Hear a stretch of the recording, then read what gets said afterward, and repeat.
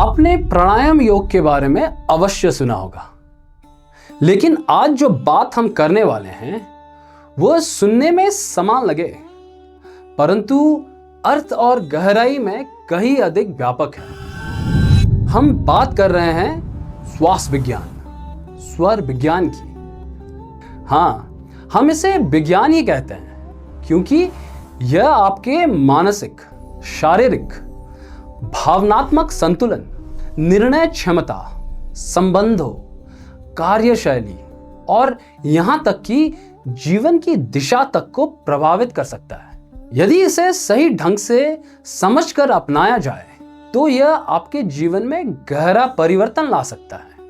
आज हम केवल सांस लेने की प्रतिक्रिया की चर्चा नहीं करेंगे। हम श्वास की लय, उसकी दिशा, उसका प्रभाव और उससे जुड़े प्राचीन ज्ञान की गहराई में उतरेंगे।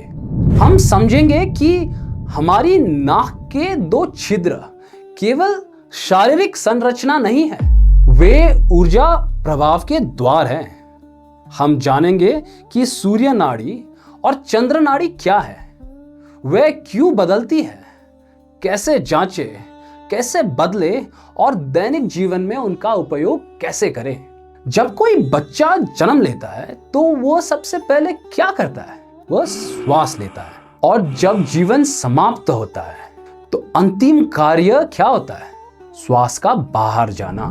जन्म और मृत्यु के बीच का पूरा जीवन श्वास के निरंतर प्रभाव पर आधारित है। फिर भी हमने कभी इसे गंभीरता से नहीं देखा। हम प्रतिदिन लगभग 20,000 बार सांस लेते हैं, परंतु शायद ही एक बार सचेत होकर उसे देखते हैं। प्राचीन योग परंपरा में श्वास को प्राण कहा गया है।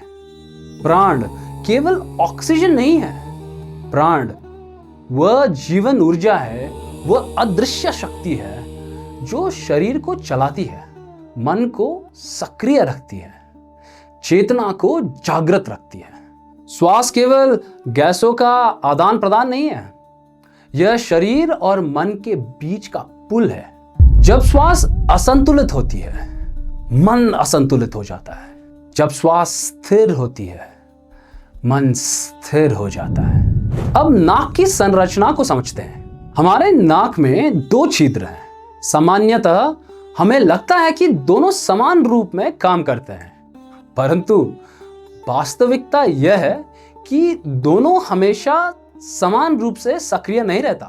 कभी दाहिना छिद्र अधिक खुला होता है तो कभी बाएं। आधुनिक चिकित्सा इसे नेजल साइकिल कहते हैं। यह एक प्राकृतिक जैविक प्रक्रिया है जिसमें नाक के भीतर का एक भाग हल्का सूजता है और दूसरा खुला रहता है, और यह क्रम लगभग 1 से 1.5 घंटे के अंतराल में बदलता रहता है। प्राचीन ऋषियों ने हजारों वर्ष पूर्व इसका अवलोकन कर लिया था। उन्होंने इसे केवल शारीरिक प्रक्रिया नहीं माना, बल्कि ऊर्जा प्रभाव से जोड़ा।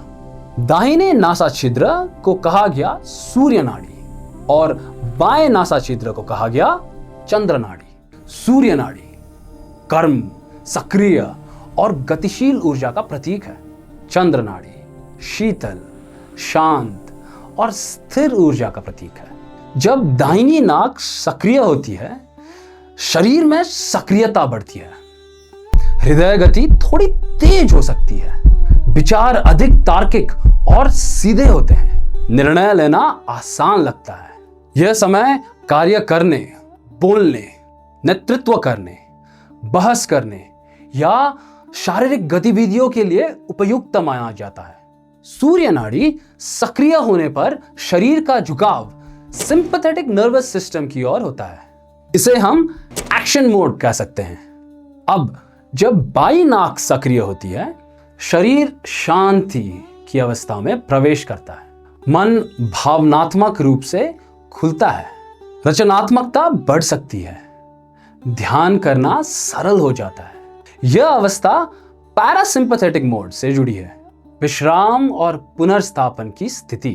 अब महत्वपूर्ण प्रश्न, आप कैसे जाने कि इस समय कौन सी नाड़ी सक्रिय है?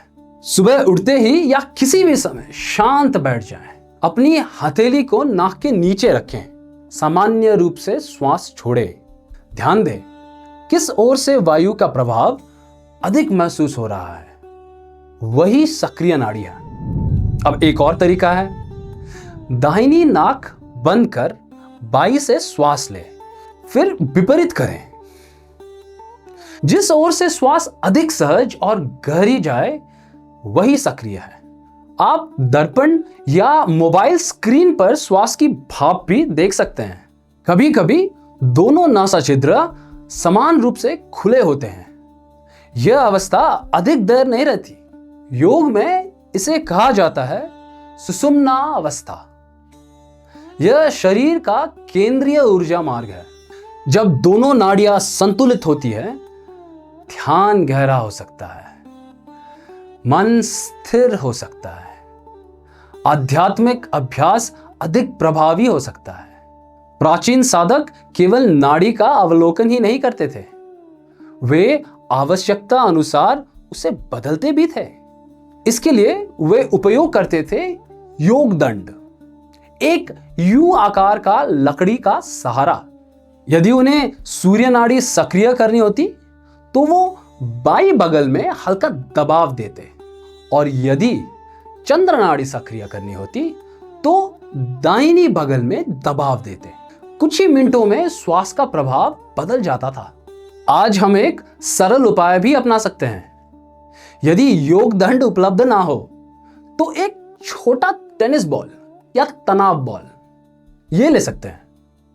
जिस नाड़ी को सक्रिय करना चाहते हैं उसके विपरीत ओर की बगल में या मांसपेशी में हल्का दबाव दे। यह कोई जादू नहीं है, यह शरीर का स्वाभाविक स्नायु प्रतिक्रिया और ऊर्जा संतुलन पर आधारित प्रतिक्रिया है। सुबह का अभ्यास अत्यंत महत्वपूर्ण है। सुबह जागते समय हमारा मस्तिष्क अल्फा अवस्था से बाहर आ रहा होता है। वह चेतना और अवचेतन के बीच की संवेदनशील स्थिति होती है। यदि उस क्षण हम सचेत अभ्यास करें तो उसका प्रभाव पूरे दिन पर पड़ सकता है। जागते ही मोबाइल ना देखें, कुछ क्षण शांत बैठे, अपनी श्वास महसूस करें।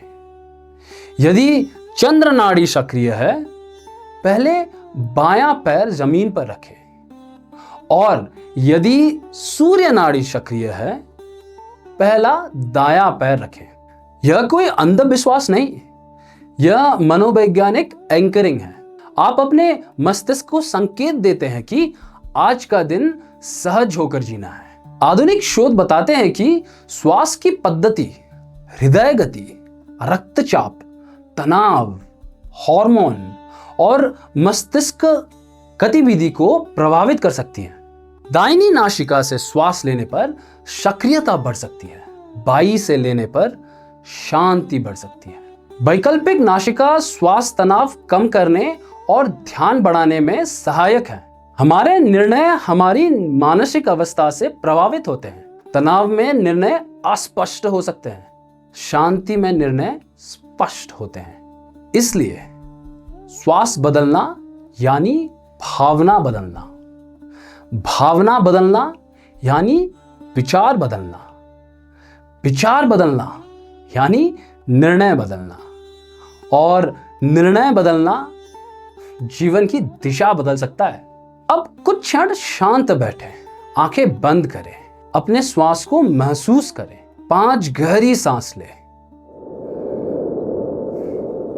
अंदर जाते समय शरीर को महसूस करें,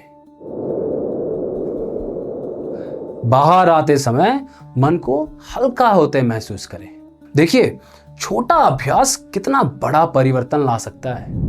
हम अक्सर बाहरी संसार को नियंत्रित करना चाहते हैं, पर अपनी श्वास को नहीं समझते। श्वास शरीर की भाषा है, मन का संकेत है, जीवन की ताल है।